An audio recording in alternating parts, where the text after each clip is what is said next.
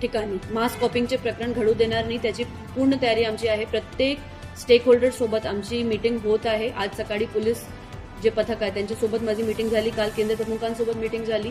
मी सगळ्यांना आवाहन करू इच्छिते, जे मुलं आहेत, त्यांचे पालक आहे, शिक्षक आहे, की आपल्याला एक नवीन पिढी घडवायची आहे, चांगली पिढी घडवायची आहे, जी स्वतःच्या बलावर उभे राहण्यासाठी तयार आहे.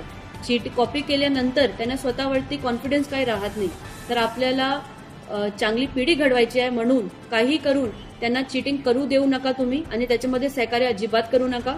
जर असे प्रकरण आमच्या समोर आले तर आमची तयारी आहे निलंबन करण्याची, वडतर्फ करण्याची सुद्धा. तर मी जे ट्रस्ट आहे, ट्रस्टनं सुद्धा सांगते की असं काही होऊ देऊ नका तुमच्याकडे. आमचे पूर्ण पथक तिथे फिरणार आहे, तयार राहणार आहे. आम्ही सीसीटीव्ही, प्रत्येक खोलीमध्ये सीसीटीव्ही लावलेले आहेत, पोस्टर्स लावणार आम्ही, आणि ड्रोनचा सुद्धा वापर करणार, फौजदारी कारवाई करणार. जे काही शक्य आहे ते आम्ही करणार. पण यावर्षी जालन्यामध्ये एक पण चीटिंगचे प्रकार आम्ही घडू देणार नाही.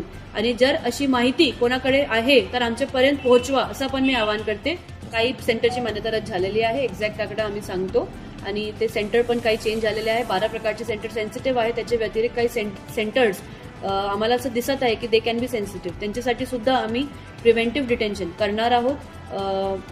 आपले जे मॅजिस्टेरियल पॉवर्स आहेत ते आम्ही वापरणार नाही.